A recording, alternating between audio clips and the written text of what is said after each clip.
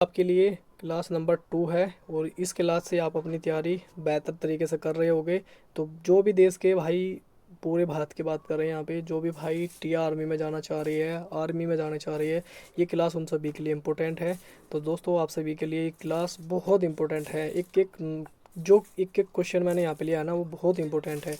तो चलिए दोस्तों, वीडियो को यानी क्लास को स्टार्ट करते हैं। जय हिंद एवरीवन। अगर आप पूरे भारत में किसी भी राज्य से हो, आप तैयारी कर रहे हो टी आर्मी एग्ज़ाम की, तो आज की क्लास आपके लिए है। सबसे स्टार्टिंग का जो क्वेश्चन आपकी स्क्रीन पे आ चुका है, अच्छे से आपको क्वेश्चन सारे यहाँ पे लपेट देने हैं अच्छे से भाई, क्योंकि वन लाइनर क्वेश्चन है, साथ में एक्सप्लेन आपके लिए बेहतरीन तरीके से मैंने किया है।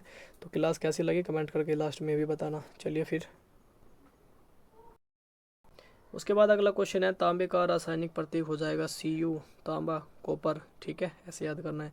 सोना, यहाँ पे क्वेश्चन गलती हो जाता है, क्योंकि यार सोचे तांबा तो यार Cu तो नहीं हो सकता, कुछ और होगा।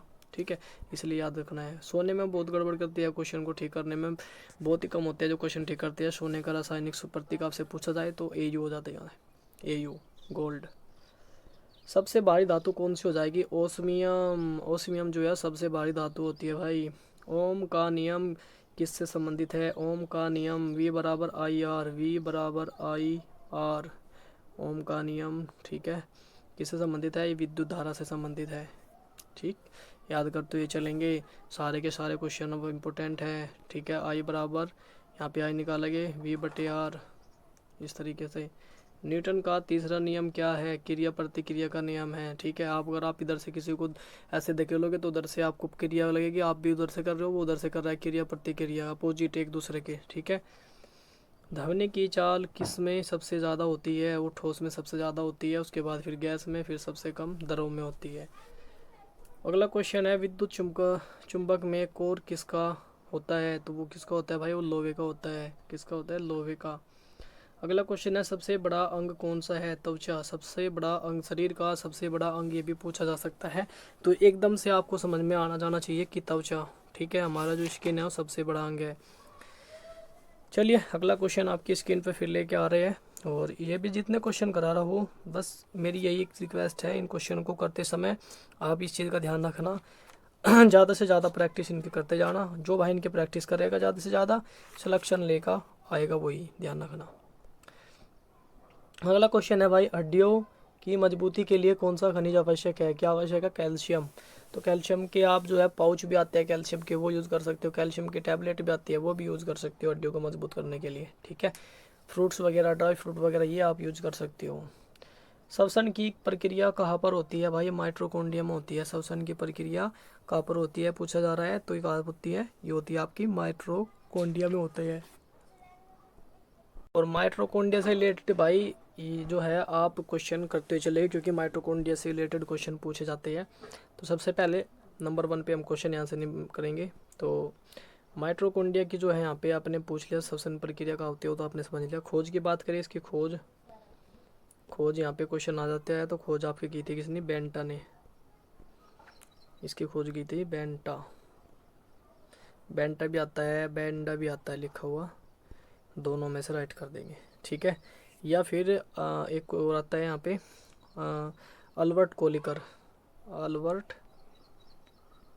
अल्बर्ट कोलिकर, ये भी नाम लिखा आता है, तो आप ये भी याद कर लेना, कोलिकर।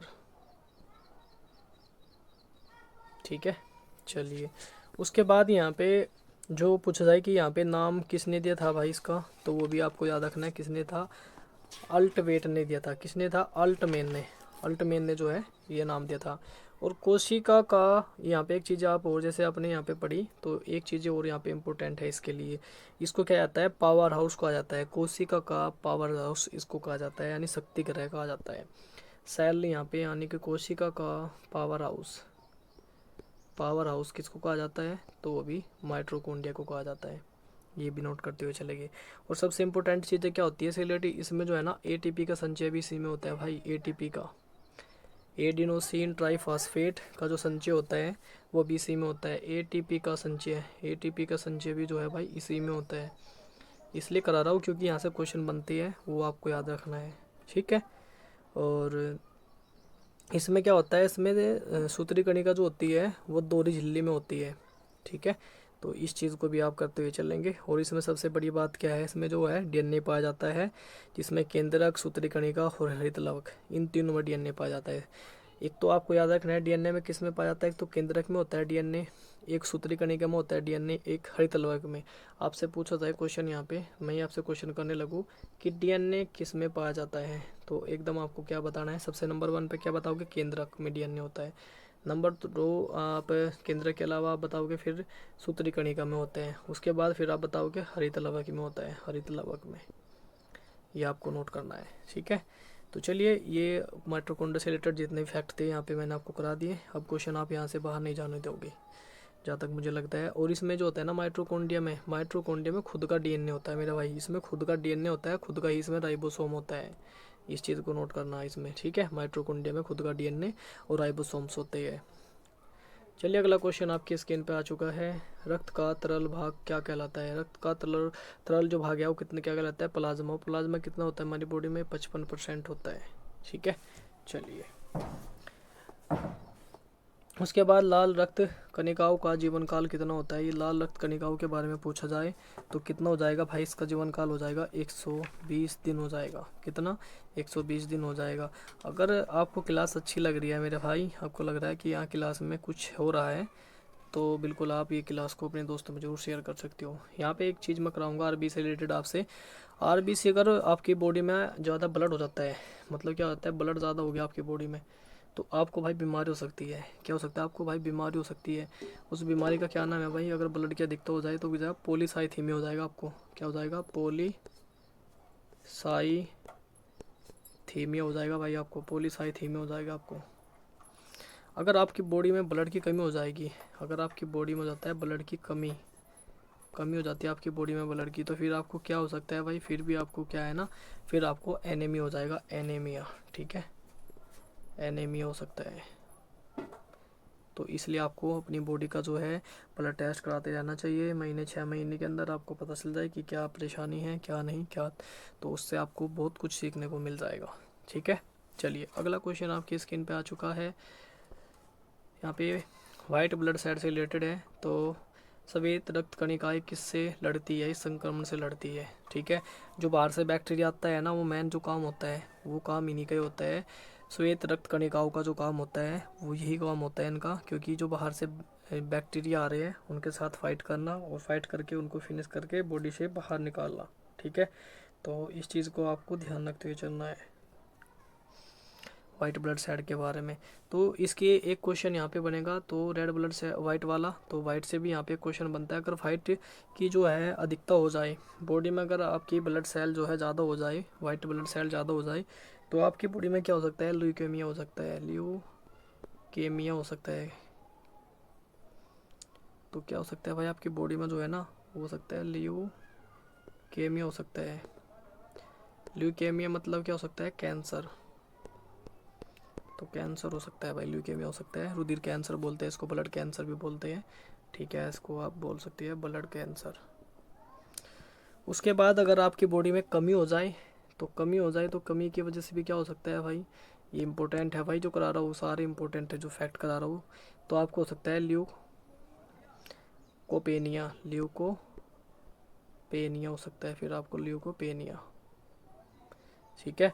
जिसमें क्या होता है, आपकी जो प्रतिरोधक शक्ति है वो कम पड़ जाती है, आपकी जो सिस्टम है, पाचन शक्ति है वो वीक हो जाएगी, खाने पीने का आपका मन नहीं करेगा, ठीक है। आपकी बॉडी में बीमारी होने के चांस ज़्यादा रहेंगे, बाहर से बैक्टीरिया आएगा तो बॉडी में क्या है, वो एकदम इंजेक्ट कर सकता, मतलब एकदम बॉडी में प्रवेश कर सकता है, क्योंकि उसको रोकने वाले जो आपकी वाइट ब्लड सेल है वो पहले से वीक हो चुकी होगी, तो वो उसको बाहर नहीं कर पाएगी, उसके साथ फाइट नहीं कर सकती। तो इसलिए आपको ये चीज़ें याद करते होने चाहिए। रेड ब्लड से बता दिया मैंने, और वाइट से, दोनों से बता दिया कमी से क्या होता है और अधिकता से क्या होता है। चलिए, अगला क्वेश्चन आपकी स्क्रीन पे है फिर। पादप कोशिका का की बाहरी परत जो है क्या है। पादप कोशिका की जो बाहरी परत होती है उसको बोलते हैं कोशिका भित्ति, ठीक है। जो बाहर की परत होती है कोशिका भित्ति। जीवाणु किस प्रकार का जीव है, तो जीवाणु जो है वो एक कोशिकीय जीव है। क्या है, एक कोशिकीय जीव हो जाएगा जीवाणु। चलिए भाई, अगला क्वेश्चन आपकी स्क्रीन पे आ चुका है, जिसमें हम बात करें यहाँ पे एड्स किस वायरस से होता है, तो ये HIV किससे होता है भाई, HIV वायरस से होता है, ठीक है। सबसे पहले आपको ये चीज़ें नोट करनी है, जो जो चीज़ें करा रहा हूँ सारी चीज़ें इंपॉर्टेंट है, अपने दिमाग में चीज़ें बैठा लेना, ठीक है। तो एड्स का वायरस का नाम आपको याद रखना है HIV। अगला क्वेश्चन है, टेलीफोन का आविष्कार किसने किया था? अलेक्जेंडर ग्राहम बेल ने किया था। किसने? अलेक्जेंडर ग्राहम बेल ने जो है इसका आविष्कार किया था। अगला क्वेश्चन है, आपकी स्क्रीन पे गुरुत्वाकर्षण का नियम किसने दिया था? तो आइजैक न्यूटन ने जो है इसका नियम दिया था। आइजैक न्यूटन साहब ने जो है गुरुत्वाकर्षण का नियम दिया था। अगला क्वेश्चन है, रेडियम की खोज किसने की थी? रेडियम की खोज की थी मैडम क्यूरी ने। किसने की थी भाई? मैडम क्यूरी ने की थी। क्वेश्चन बहुत अच्छी लग रही है कि नहीं लग रही है, कमेंट करके बताते भी रहना भाई। परमाणु का सबसे छोटा कण कौन सा होता है? परमाणु का सबसे छोटा कण होता है इलेक्ट्रॉन, ठीक है। इलेक्ट्रॉन की खोज किसने की थी? जे थॉमसन साहब ने करी थी। ये भी आप नोट करते हुए चलोगे साथ साथ में। ये चीज़ें जो मैं आपको करा रहा हूँ ये चीज़ें मैं आपको करा चुका हूँ, मतलब गहराई से आपको मैं पढ़ा चुका हूँ। अब मैं सिर्फ क्वेश्चन की प्रैक्टिस आपको करा रहा हूँ यहाँ से। अगला क्वेश्चन है, ओजोन परत किस मंडल में होती है? तो ओजोन परत किस में होती है भाई? ये आपकी होती है समताप मंडल में। कहाँ पर होती है? ये हो जाएगी आपकी समताप मंडल में, ठीक है। चलिए अगला क्वेश्चन आपकी स्क्रीन पे है, जल में घुलनशील विटामिन कौन से है? जल में घुलनशील विटामिन कौन से है? तो यहीं पे आपसे क्वेश्चन बनेगा, वसा में घुलनशील विटामिन के नाम बताना है। जो वसा में घुलनशील होती है, वसा में घुलनशील विटामिन कौन सी हो जाएगी? के ट्रिक इसकी बता देता हूँ मैं, आप कीडा, KEDA, ठीक है। और जल की बात करें तो जल में सिर्फ बचे दो विटामिन आपके B और C, ये जल के हो जाएंगे। बाकी दो है आपके 4 विटामिन जो है ये आपके जो है vitamin K, vitamin E, vitamin D, vitamin A, ये हो जाएंगे आपके वसा में घुलनशील विटामिन, ठीक है। और दोस्तों इन विटामिन के आप मुझे नाम बताओ, ठीक है। देखते हो आपको नाम याद है कि नहीं है, क्योंकि ये नाम मैंने आपको सारे के सारे करा चुका हूँ। विटामिन A का नाम रेटिनोल होता है, और उसके बाद D का नाम आप मुझे बताना क्या होता है विटामिन D का नाम, ठीक है। ये चीज़ें आपको खुद याद होनी चाहिए भाई, क्योंकि जो मैं आपको पहले से क्लास में चीज़ें करा चुका हूँ। उसके बाद फिर आता है विटामिन आपका D, और विटामिन D का नाम हो जाएगा यहाँ पे क्या हो जाएगा? टेकोफेरोल। विटामिन D हो जाएगा कैल्सीफेरोल।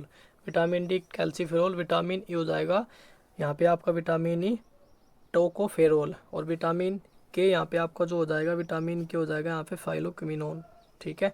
इस तरीके से आपको सारे विटामिन याद। और विटामिन बी का नाम होता है यहाँ पे थायमिन। और विटामिन सी होता है आपका यहाँ पे एस्कॉर्बिक अम्ल हो जाएगा, यहाँ पे विटामिन आपका एस्कॉर्बिक अम्ल हो जाएगा। के याद रखना आपको, फाइलोक्विनोन भी कहते हैं, नेप्टोक्विनोन भी कहते हैं इसको। ये आपसे पूछा जाए हेमोफिलिक विटामिन भी होता है। इसके के बहुत सारे नाम हैं, बहुत सारे, 3 नाम याद रखना, फाइलोक्विनोन, नेप्टोक्विनोन, या फिर हेमोफिलिक विटामिन भी होता है ये, ठीक है। चलिए अगला क्वेश्चन आपकी स्क्रीन पे आ चुका है, जिसमें हम बात करने वाले हैं यहाँ पे, ये आपका राइट आंसर हो जाएगा यहाँ पे B और C। वायु में नाइट्रोजन की मात्रा कितनी होती है? 78% होती है। वायु में नाइट्रोजन की मात्रा पूछे जा रहा है तो कितनी होती है? 78% होती है। वायु में ऑक्सीजन की मात्रा पूछा जाए तो होती है 21%, 21% होती है। धातु का गलनांक अधिक क्यों होता है भाई? क्यों होता है? क्योंकि उनके जो बॉन्डिंग होती है ना वो स्ट्रॉन्ग होती है, इस वजह से क्या है ना वो होता है, अधिक होता है उनका गलनांक। इंसुलिन की खोज किसने करी थी? बेंटिंग और बेस्ट ने की थी इंसुलिन की खोज। अगला क्वेश्चन है, प्रकाश का परावर्तन किस नियम का पालन करता है? तो प्रकाश का परावर्तन जो है भाई वो परावर्तन के नियम का पालन करता है। किसका? परावर्तन के नियम का पालन करता है। अगला क्वेश्चन है, सूर्य ग्रहण कब होता है? सूर्य ग्रहण होता है भाई अमावस्या को। कब होता है? अमावस्या को होता है। और चंद्र ग्रहण कब होता है? चंद्र ग्रहण होता है पूर्णिमा को। अगला क्वेश्चन है, ऊर्जा संरक्षण नियम जो है वो किसने दिया था? ऊर्जा संरक्षण का नियम किसने दिया था? ठीक है, ये क्वेश्चन आपकी स्क्रीन पे आ चुका है, तो जल्दी जल्दी आंसर आप बता रहे हो बिल्कुल राइट आंसर, ठीक है, किससे रिलेटेड हो जाएगा? तो यहाँ पे भाई क्या हो जाएगा आपका, तो यहाँ पे पूरा नाम नहीं लिखा है, थोड़ी सी मिसप्रिंटिंग हो गई यहाँ पे। तो ऊर्जा संरक्षण का जो नियम है वो किसने दिया था? जूलियस रॉबर्ट वोन ने दिया था सबसे पहले, ठीक है। आप नोट करते हुए चलिए किसने दिया था, अब आपको पता भी चल गया, क्योंकि वो जूलियस था, वो आपको पूरा नाम नहीं लिखा था, तो इस वजह से मैंने यहाँ पे पूरा नाम लिख दिया, जूलियस रॉबर्ट वोन ने दिया था। अगला क्वेश्चन है, पानी का रासायनिक नाम क्या हो जाएगा? यहाँ पे हाइड्रोजन मोनोऑक्साइड आपका यहाँ पे पानी का रासायनिक नाम हो जाएगा, जिसमें हम बात करें H2 होता है इसका, ठीक है, हाइड्रोजन मोनोऑक्साइड। इसलिए याद करते चलेंगे। अभी फेफड़ों की संख्या कितनी होती है आपकी बॉडी में, कितनी होती है, फेफड़े कितने होती है, ये होती है 2, एक राइट में एक लेफ्ट में। उसके बाद अगला क्वेश्चन, हृदय की धड़कन नियंत्रित कौन करता है। भाई ये पेस मेकर जो होते हैं ना, हृदय की धड़कन को जो नियंत्रित करती है, इनका काम होता है। पेस मेकर जो होते हैं यही आपके हृदय की धड़कन को जो है वो नियंत्रित रखते हैं। अगला क्वेश्चन आपकी स्क्रीन पे आ चुका है, मानव मस्तिष्क का सबसे बड़ा भाग कौन सा होता है। मानव मस्तिष्क का सबसे बड़ा भाग क्या होता है, तो यहाँ पे हम थोड़ा सा एक्सप्लेन करते हुए चलेंगे मेरा भाई। तो यहाँ पे क्या हो जाएगा, सबसे बड़ा भाग जो है वो सेरेबेलम सेरेबेलम है, ठीक है। और इसके बारे में आपको सेरेबेलम के बारे में थोड़ा सा बताऊंगा मैं। तो यहाँ पे सबसे पहले तो सेरेबेलम के बारे में हम पढ़ेंगे। तो नंबर 1 पे इसकी जो फैक्ट है, ये जो है ना बुद्धि का केंद्र होता है। क्या होता है, बुद्धि का केंद्र। नंबर 1 पे यहाँ पे फैक्ट जो है, बुद्धि का केंद्र क्या होता है, वो सेरेबेलम होता है, बुद्धि का केंद्र, ठीक है। बुद्धि का केंद्र हो जाएगा आपका सेरेबेलम, ये भी नोट करते हुए चलेंगे। उसके बाद इस यहाँ पे जो इम्पोर्टेंट है, ये पूरे शरीर का जो है, पूरे मस्तिष्क का, शरीर का सॉरी पूरे मस्तिष्क का जो है 2/3 भाग, ये पूरे मस्तिष्क का जो है 2/3 भाग जो है वो घिरे रहता है। पूरा शरीर का जो मतलब पूरे मस्तिष्क का 2/3 भाग घेरे हुए है भाई ये, ठीक है। ये भी नोट करते हुए चलेंगे। और जो सेरेबेलम है ये अग्र मस्तिष्क का सबसे बड़ा भाग है, इस चीज़ का भी ध्यान रखना। ये जो है ना अग्र मस्तिष्क का सबसे बड़ा भाग है, अग्र मस्तिष्क, ये भी नोट करना आप। ये कौन से मस्तिष्क का, अग्र मस्तिष्क का सबसे बड़ा भाग है। चलिए ये भी आपने नोट कर लिया। और जो चीज़ें हैं वो भी आपने नोट कर ली। सेरेबेलम क्या है, सबसे बड़ा अग्र मस्तिष्क का, ठीक है। चलिए उसके बाद यहाँ पे मैं थोड़ा सा आपको एक्सप्लेन करना चाहूँ तो मस्तिष्क के यहाँ पे आपको बताऊँ, मस्तिष्क के जो भाग होते हैं वो 3 पार्ट में डिवाइड होता है ये, ठीक है। एक अग्र मस्तिष्क होता है, एक होता है आपका थैलेमस, एक होता है आपका हाइपोथैलेमस, ठीक है। ये अग्र मस्तिष्क जो है 3 पार्टों में डिवाइड रहता है। उसके बाद मस्तिष्क के जो भाग है वो आप समझ लो कौन कौन से होते हैं। एक तो अग्र मस्तिष्क होता है, एक होता है आपका पश्च मस्तिष्क। अग्र मस्तिष्क के 3 भाग होते हैं, ऐसे ही पश्च मस्तिष्क के भी 3 भाग होते हैं। जैसे मैंने आपको अग्र मस्तिष्क के सबसे पहले यहाँ पे हम लिखेंगे अग्र मस्तिष्क। अग्र मस्तिष्क के मैं आप सबसे पहले तो आपको भाग लिखवाना चाहूँगा, तो ये नोट करते हुए चलेगा भाई, इंपॉर्टेंट है, इंपॉर्टेंट है इसलिए करा रहा हूँ। सबसे नंबर 1 पे आपका जो आता है सेरेबेलम, जिसके बारे में अभी मैं आपको बताया हूँ डिटेल से, सेरेबेलम, ये तो कंप्लीट कर लिया। उसके बाद थैलेमस, तो थैलेमस के बारे में भी थोड़ा सा आपको बता देता हूँ, तो ज़्यादा थोड़ा सा थैलेमस, थैलेमस आता है फिर आपके बाद, ठीक है। और थैलेमस के बारे में क्या होता है, जैसे हमें ठंडा गर्म होता है ना, ठंडा गर्म की पहचान होती है, ठंडा गर्म की जो पहचान कराता है ना, ठंडा गर्म की जो पहचान होती है वो थैलेमस के कारण ही होती है, ठीक है। उसके बाद आता है फिर हाइपोथैलेमस, ये इंपॉर्टेंट है भाई, ये हाइपोथैलेमस जो है ना, ये हाइपोथैलेमस ये इंपॉर्टेंट है भाई, इसको ध्यान से समझ लेना, इसको ध्यान से समझ लेना मेरा भाई। यहाँ से क्वेश्चन बहुत बनते हैं और यहाँ से क्वेश्चन बनते भी है और यहाँ से गलती भी बहुत करते हैं भाई, ठीक है। ये जो काम क्या होता है, ये भावनाओं का केंद्र है भाई, भावनाओं का केंद्र है। भावनाओं में बह जाते हैं ना आप, भावनाओं में बह जाते हैं, भावनाओं का केंद्र,